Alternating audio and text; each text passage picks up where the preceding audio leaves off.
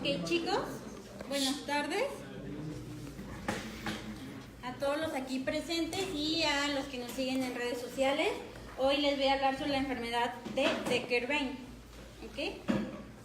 Bueno, como ya saben, más bien les comento, es una de las segundas patologías con mayor frecuencia en tendinitis de la muñeca. ¿Ok? Bueno, ¿qué afecta? Afecta principalmente al extensor corto del pulgar y al abductor largo del pulgar, estos dos. ¿Ok? Produce...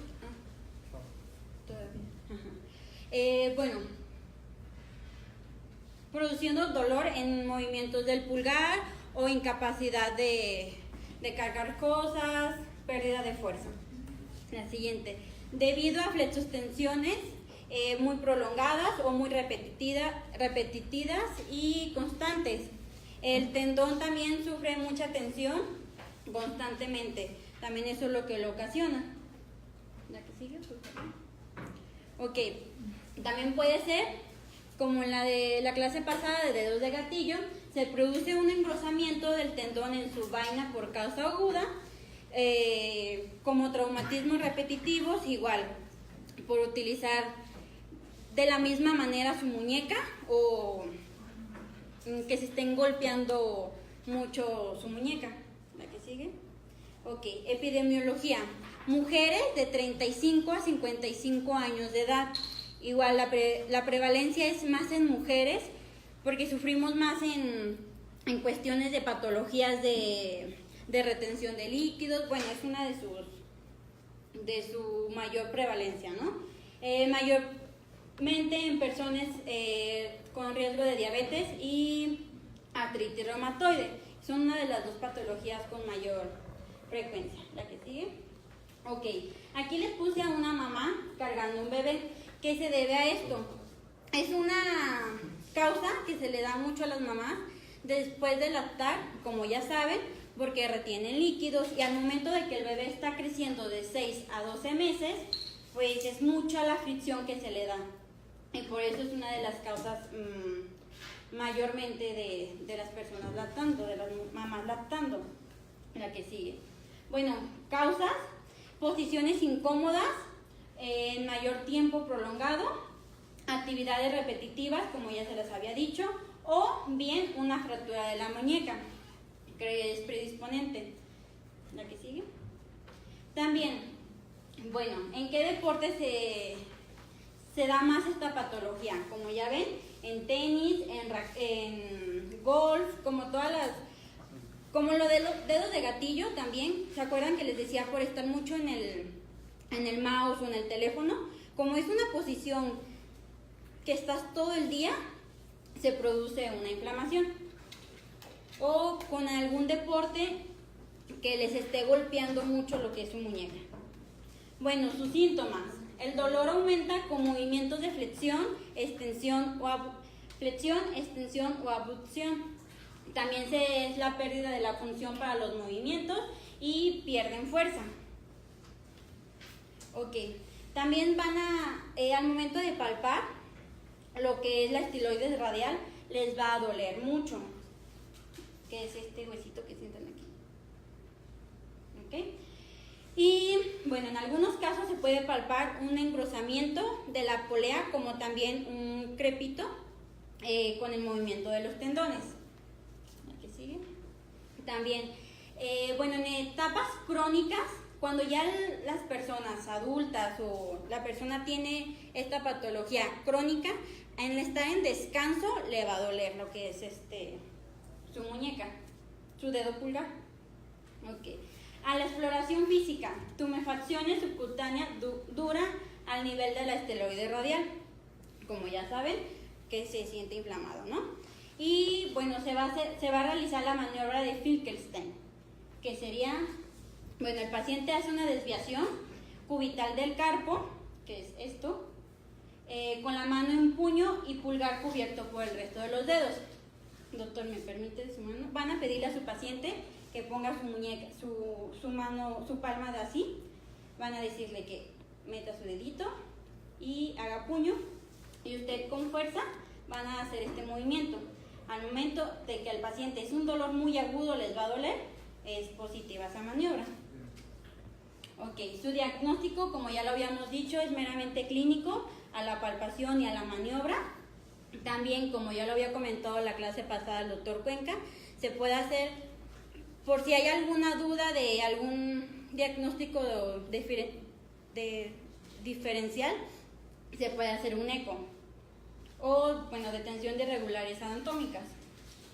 ¿Qué van a valorar o qué van a ver en su diagnóstico, ¿no? Adelgazamiento de las estructuras tendinosas, y durante la cirugía de esta patología van a ver la comprobación de pseudofunción de estructuras en la tenosinovitis extensonante de Eckerbein.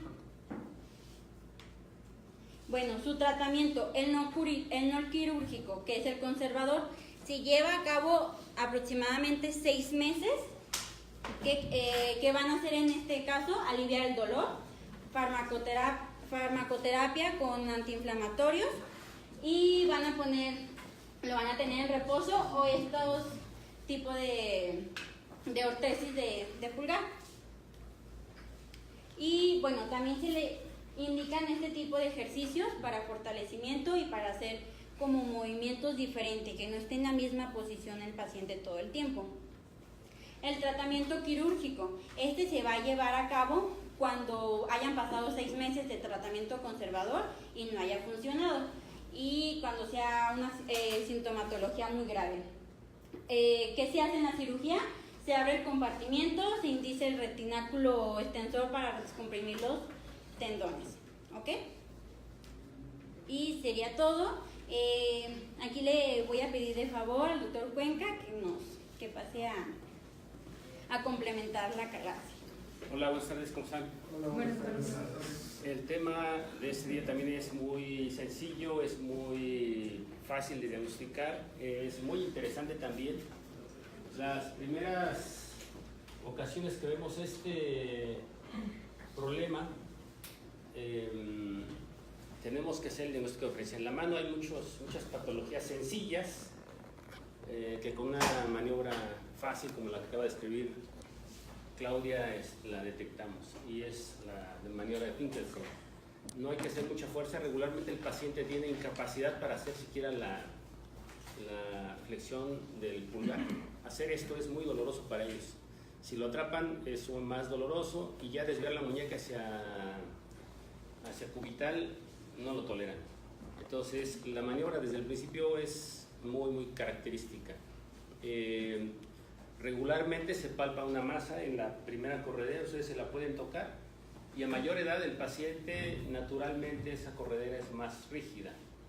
En personas jóvenes como ustedes deben ser flexibles, son muy blanditas, son como ligas, y en personas mayores ese túnel osteofibroso se va calcificando hasta hacerse completamente rígido.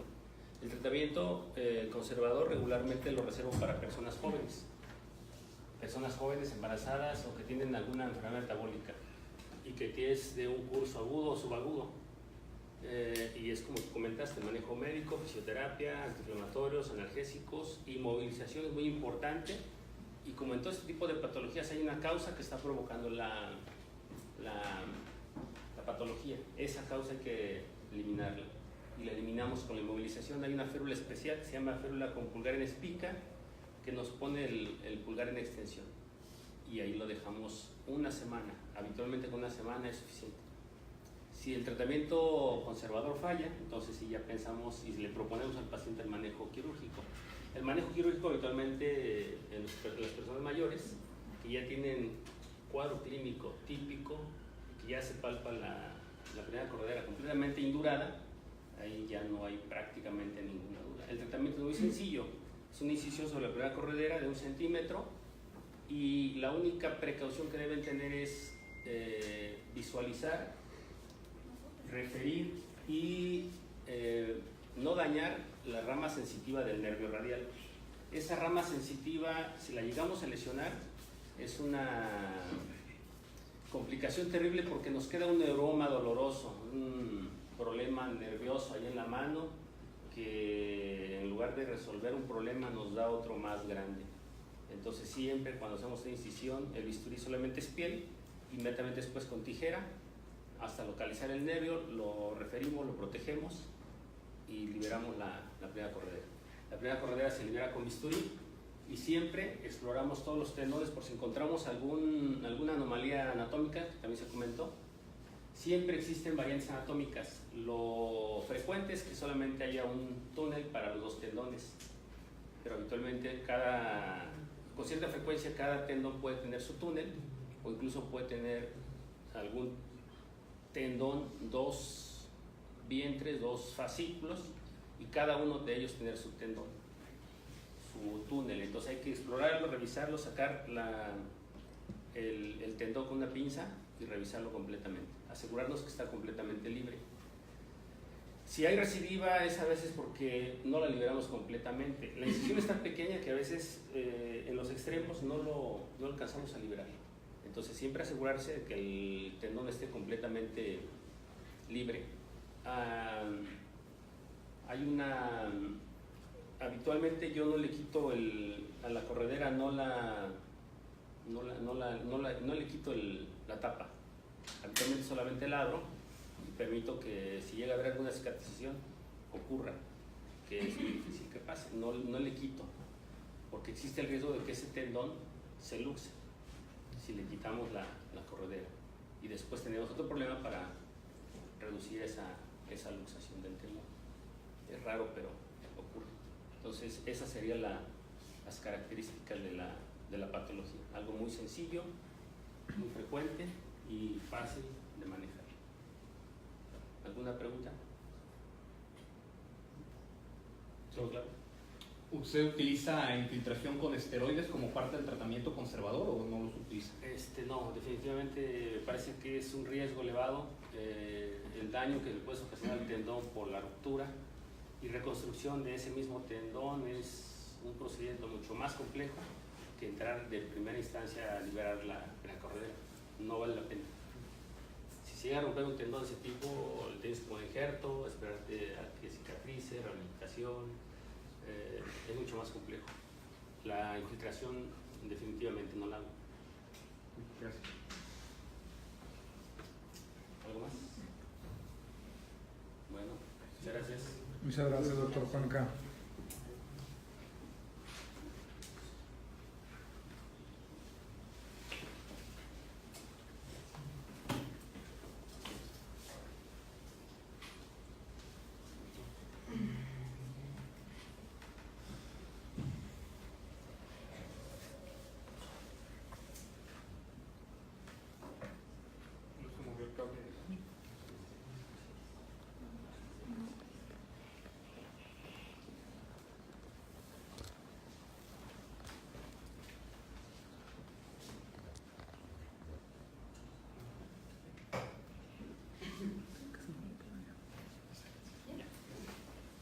Una disculpa. Ok, bueno, bienvenidos otra vez. Continuando con los temas de ligamento cruzado anterior que hemos estado llevando durante las últimas semanas, el día de hoy vamos a hablar sobre el estado del arte o el state of the art de la cirugía de revisión del ligamento cruzado anterior. Ya hemos estado hablando durante las últimas semanas sobre qué es una reconstrucción, sobre qué es una reparación, sobre los tipos de injertos, sobre las técnicas que podemos tener. Ahora vamos a ver qué es una cirugía de revisión. ¿Todos tienen claro lo que es una cirugía de revisión? Pues sí, viene siendo cuando ya estás haciendo en sí la cirugía, vas a tener un estudio constante de tu paciente, pues te lleva un año o 2 años de la cirugía. No propiamente. Una cirugía de revisión se refiere a cuando tú ya hiciste una cirugía y tu cirugía falla y lo tienes que volver a meter a quirófano para reparar el fallo. Eso es una cirugía de revisión, a eso nos referimos. ¿Okay? Habiendo aclarado ese término, Claudia, ¿me das la acción, por favor? Ya habíamos hablado un poco sobre la epidemiología de las lesiones del ligamento cruzado anterior la clase pasada. Hablábamos que se hacen en Estados Unidos al año cerca de 350,000 reconstrucciones. Se reporta una edad media al momento de la lesión de 25 años y está reportada una tasa de revisión que va desde el 4 hasta el 25%, dependiendo de quién te lo esté reportando. Con esto, ¿qué queremos hablar? Que cerca de 1 de cada 4 pacientes va a poder llegar a tener una cirugía de revisión. Y la mayoría de las revisiones son en los primeros 2 años postquirúrgicos. ¿Vale? La que sigue. Clau, por favor. Ahora es bien importante definir el fallo en la cirugía de ligamento cruzado anterior. ¿Cómo lo vamos a definir? El fallo es igual a que el paciente tenga una cirugía de revisión o que el paciente tenga una baja calidad de vida. Esto lo estamos hablando principalmente con la escala de COS, que es el Knee Outcomes Osteoarthritis. O sea, la tasa de osteoartritis que tiene son, otra vez, Patient Reported Outcomes, los PROMs, que tengan puntajes bajos o que sean por debajo de 60 puntos. Eso nos habla de una mala calidad de vida y por lo tanto de un fallo en la cirugía. La que sigue, por favor. Ok, ahora bien, el fallo tenemos varias causas. El fallo puede ser traumático o puede ser atraumático. Traumático, pues no creo que tengan mayor problema en lograr definirlo. El paciente se vuelve a lesionar y el injerto se vuelve a romper. Ahora bien, el atraumático puede ser debido a varias causas. La principal causa de todas son errores técnicos. O sea, nosotros como cirujanos, dependiendo de quién nos reporte, también va desde una tasa desde el 22 hasta el 79% de los casos de fallo es por una mala técnica quirúrgica. Las otras son que no se dio un adecuado manejo a las lesiones asociadas o factores biológicos del paciente, que pues es sí, nadie tiene la culpa más que el paciente, ¿no? Y ni él, más bien, pues es ya su biología propia. La que sigue. Dentro de los factores traumáticos, lo vamos a definir como un paciente que se vuelve a lesionar durante actividades deportivas. Eso es una causa muy común. El paciente llevó durante todo el tiempo una adecuada rehabilitación, iba con una buena evolución, sin embargo sigue haciendo deporte, se vuelve a lesionar y falla. El trauma crónico repetitivo, esto que es muy común en pacientes que quedan con cierto grado de inestabilidad después de su cirugía de ligamento cruzado anterior. Entonces, si están teniendo una pérdida de la propiocepción o están teniendo un mal andar por la misma inestabilidad y van a estar haciendo microtrauma repetitivo que puede volver a llegar a romper el injerto o el ligamento, dependiendo ya de qué tanto tiempo haya pasado. Aventarnos un proceso de rehabilitación acelerada. Generalmente se recomienda que el paciente, llevando una adecuada etapa de rehabilitación, pueda regresar a sus actividades físicas previas a la lesión después de los 9 meses, siempre y cuando tenga un adecuado balance neuromuscular. Entonces, si un paciente lleva una rehabilitación acelerada, donde estás haciendo ejercicios de cadenas abiertas antes de que sea lo adecuado, que debe ser después de las 6 semanas los ejercicios de cadena abierta, tu paciente va a volver a fallar. Y el regreso a deportes antes del control neuromuscular, que viene de la mano con lo que acabamos de decir. La que sigue, por favor. Ahora, el mal manejo de las lesiones asociadas. ¿Cuáles son las que nos dan muy comúnmente un fallo en la cirugía, que requieren una cirugía de revisión? Las lesiones de ligamento colateral medial grado 3. Generalmente el ligamento colateral medial es muy noble. Las lesiones grado 1, que son solamente por distensión, o las lesiones grado 2, que son rupturas parciales, tienen un muy buen porcentaje de recuperación por sí solas, solamente con manejo conservador. Sin embargo, cuando el ligamento colateral medial está roto, en pacientes que tienen una lesión de ligamento cruzado anterior, deben de reconstruirse de forma simultánea, porque de lo contrario van a quedar todavía inestables y esa cirugía va a fallar. Las lesiones de la esquina posterolateral, que involucra estas 3 estructuras que estamos viendo acá, el tendón popliteo, el ligamento colateral lateral y el ligamento popliteo peroneo, también deben de ser adecuadamente evaluadas en los pacientes con lesiones de ligamento cruzado anterior, porque aquellos que tienen inestabilidad posterolateral que no se reconstruye de forma conjunta con el ligamento cruzado anterior, van a quedar con inestabilidad y esa cirugía va a fallar. Y como ya veíamos la semana pasada también, cuando hay una lesión de ligamento cruzado anterior, el principal estabilizador a la traslación anterior de la tibia es el menisco medial. Entonces, cuando nuestro menisco medial está roto, que es muy común que se rompa el cuerno posterior del menisco medial en lesiones de ligamento cruzado anterior, debe de ser, de preferencia, se debe de hacer una reparación siempre que se pueda, porque de lo contrario, si hacemos menisectomías parciales, nuestro paciente va a quedar todavía con una inestabilidad mayor y la cirugía va a volver a fallar porque ya no tiene ese estabilizador secundario que es el menisco medial. La que sigue, por favor. Dentro de los factores biológicos, el término es aún controversial. ¿Por qué? Porque apenas se está estudiando básicamente, y porque para poder definir un fallo por factores biológicos tendríamos que hacer estudios histológicos de nuestro injerto cuando tomamos muestras, para poder definir qué etapa de la ligamentización es la que está comprometida. Estas se dice que son factores biológicos del paciente cuando no encontramos otra causa aparente que nos esté ocasionando el fallo de la cirugía, que básicamente es un fallo en el proceso de ligamentización. El proceso de ligamentización es aquel proceso al que se somete el injerto de forma biológica para convertirse en un nuevo ligamento.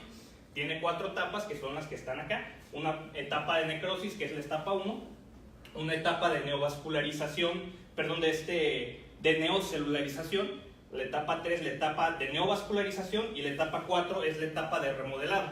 Durante las primeras 3 etapas, el ligamento, mejor dicho, el injerto en proceso de ligamentización es muy débil. Ya es hasta la etapa 4 cuando este empieza a volver a tomar fuerza, pero curiosamente para que logre tomar fuerza debe de ser sometido a tensión con el movimiento. Entonces es muy crítico el proceso de rehabilitación en esa etapa, porque debemos de tener movimientos controlados que sometan a estrés a nuestro injerto para que se pueda remodelar, pero que no lo sometan a tanto estrés que se pueda romper. La que sigue, por favor. Y los errores técnicos que mencionábamos como la causa más común. Algo muy común es la posición de los túneles. Acá de este lado, recordemos dentro de la anatomía de nuestro ligamento cruzado anterior que tiene 2 haces, unas anteromedial y unas posterolateral, que cada uno se somete a tensión dependiendo de cuál sea, si es en extensión o en flexión. Entonces, al tener 2 haces, no es un solo punto el que estamos, el que debemos de reconstruir. En teoría, cuando hacemos nosotros un túnel para hacer nuestra reconstrucción, debe de ser el túnel en la posición anatómica que sería en el footprint de nuestro ligamento, que lo estamos viendo de visión directa. Inclusive cuando se hacen reconstrucciones de los 2 haces, no podemos decir que sea de todos modos una técnica anatómica, porque la misma configuración del ligamento cruzado anterior nativo no es completamente cilíndrico como lo hacemos nosotros con la reconstrucción de los injertos, sino que en las partes de su inserción hace una forma de abanico que esa no la podemos nosotros imitar con el injerto. El tipo de injerto también tiene mucho que ver con nuestros fallos. Los que están muy reportados, que fallan casi todos, son aquellos injertos que son sintéticos. El Dacron, el sistema Lars, todos esos tienen unas tasas de fallo muy altos. En lo que se refiere a los tendones de autólogos contra los aloinjertos, el aloinjerto también tiene más tasas de fallo que el autoinjerto. Y dentro de los autoinjertos no se ha encontrado todavía una diferencia entre el hueso tendón hueso contra el de los isquiotibiales para reportar que uno falle más que el otro. Hay varios estudios que dicen, no, el que falla más es el de hueso tendón hueso, de tendón patelar. Hay otros que dicen que es el de los tendones de la pata de ganso. Entonces, al no llegar a un consenso, pues no podemos decir que uno es mejor que el otro. Y en la tensión del injerto, esto es importante. Generalmente cuando estás preparando tu injerto se hace algo que se llama pretensado, donde tú le quitas cierta laxitud a tu injerto. Esto se hace con un tensiómetro especial y se mide por newtons. Está reportado que cuando tensionas a más de 20 newtons, estás constriñendo demasiado tu injerto y ese injerto es más fácil de que se rompa. Y el método de fijación de los injertos, que también ya habíamos hablado de todas las técnicas de fijación que hay. Hay un estudio que hicieron en Noruega, que es el único estudio que ha comparado todos los tipos de fijación. Sin embargo, la muestra es muy pequeña, la calidad de la evidencia es muy baja, pero ellos encontraron que la tenosuspensión con el endobottom era el que tenía más tasas de fallo. Pero otra vez lo mismo, la calidad de la evidencia es muy baja para poder decir que el tipo de fijación va a fallar una más que la otra. Ahora ya, hablando de cirugías de revisión, es muy importante que podamos obtener nosotros una adecuada historia clínica de nuestro paciente. Es muy importante si tuviéramos los videos de la cirugía previa o los estudios de imagen previos de la primera cirugía para poder nosotros definir en dónde estuvo el error. Otra vez, volvemos a lo mismo. Generalmente el error es por causas técnicas, una mala técnica quirúrgica. Entonces, si estamos hablando de una mala técnica quirúrgica, lo ideal es tener el video de esa artroscopía para nosotros poder evaluar qué fue lo que salió mal ahí y nosotros poder corregirlo. La selección del injerto en estos pacientes debe de ser individualizada. No hay un mejor injerto que otro para decir es el que vamos a utilizar en la cirugía de revisión. Generalmente los que hicieron este artículo, este grupo de cirujanos, ellos prefieren hacer la reconstrucción con injerto de la pata de ganso, independientemente de la cirugía que haya sido utilizada. El único motivo por el que utilizan este injerto de hueso, tendón hueso, de tendón patelar, es cuando el paciente no desea que se le abra la otra rodilla para tomar el injerto del otro lado. La posición de los túneles es algo muy importante. Generalmente la posición de los túneles la vamos a definir en 3 tipos. Una posición anatómicamente correcta, donde el fallo no estuvo tanto en el error técnico, sino en alguna de las otras causas que revisamos, donde podemos utilizar el mismo túnel, solamente debemos de entrar preparados para poder retirar cualquier material de fijación que haya sido utilizado y sobre el mismo túnel trabajar. El otro es un anatómicamente incorrecto, incompleto. ¿Qué quiere decir? Que estuvo más o menos bien colocado. Y el tercer tipo es un anatómicamente incorrecto completamente, o sea, completamente incorrecto, que este es el más difícil de realizar, porque cuando nosotros hacemos un túnel que va a ser anatómico, se pueden comunicar ambos túneles y entonces tener problemas. Por lo tanto, se recomienda en muchos casos, dependiendo otra vez, individualizando a cada paciente, que se haga la cirugía en 2 tiempos o en 2 etapas. La primera etapa vamos a debridar todos nuestros túneles, sacar todo el material que tengamos de fijación, sacar todo el tejido fibrótico que se ha formado alrededor del túnel y lo vamos a injertar. Hay injertos ya comercialmente disponibles para hacerlos, que son estos barrilitos, que tú básicamente nada más acomodas tu barril a las necesidades que tienes. Los videos que hay disponibles algunos en internet, en algunas páginas de difusión como es Boomed o Ortobullets, te dicen que el que está comercialmente disponible es de 12 milímetros. Entonces sobre el túnel que ya tienes, perforas 12 milímetros y con ese mismo tapas todo el túnel y te va a quedar algo más o menos así. Después de eso cierras y cuando vuelvas a entrar a hacer tu cirugía, tu segunda etapa, ya esto ya va a estar integrado al hueso normal. Y después también hay que tratar las lesiones asociadas que pudieron haber sido dejadas sin tratar en la primera cirugía, que nos ocasionaron el fallo. Ahora bien, la rehabilitación y los resultados clínicos de estos pacientes debe ser naturalmente una rehabilitación más lenta porque estamos hablando de una cirugía de revisión. Deben de tener un mayor tiempo de inmovilización.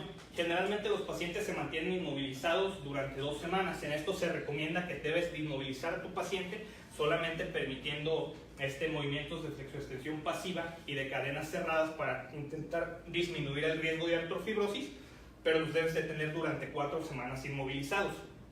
Naturalmente hay un grupo muy importante que es el grupo MARS, que tienen hasta ahorita tienen 13 artículos reportados de cirugías de reconstrucción, de los cuales 3 de ellos son de cirugías de revisión, donde te dicen que tienen peores resultados clínicos en general, en todas las escalas que se evalúan, que los que son de una reconstrucción primaria del ligamento cruzado anterior. Asimismo, tienen un mayor riesgo de ruptura, de 3 a 4 veces más. Si tienen una lesión de menisco medial asociada, van a tener hasta 4.9 veces más riesgo de ruptura que un paciente que no tiene una lesión de menisco medial.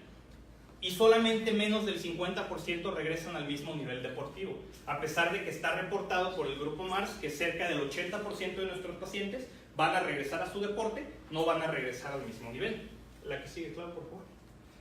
Entonces, tenemos que hablar aquí de perspectivas futuras. Estos son los 2 grupos que les hablo, el grupo MARS y el grupo MU, que son grupos de estudio multicéntrico. El MARS precisamente solamente de revisiones de ligamento cruzado anterior, y el MU es sobre todo los resultados de cirugías ortopédicas. Son grupos que son bastante jóvenes, por así decirlo. El MARS fue fundado en 2006 y el MU en 2007. Entonces los estudios de seguimiento que tienen aún son muy cortos y los números de pacientes aún son muy pequeños, sus muestras, a pesar de ser un estudio multicéntrico. La perspectiva de hacer estos grupos es que dentro de algunos años estos grupos de estudio sean grupos de estudio de referencia para que nos puedan decir, de acuerdo al grupo MARS, la cirugía de revisión debe de hacerse de estos puntos. Es, por ejemplo, si lo trasladamos a otras subespecialidades de la medicina, por ejemplo, la corte de Framingham, que todos saben que es así como de que, lo bonito de la insuficiencia cardíaca, pues lo que diga Framingham, ¿no? Todos los estudios que se han hecho siguen teniendo una baja calidad de evidencia, lo cual debe de mejorar, y eso solamente va a pasar con el paso de los años. Y lo más importante que ellos mencionan es que debemos de hacer una intervención preventiva. ¿A qué se refieren con una intervención preventiva?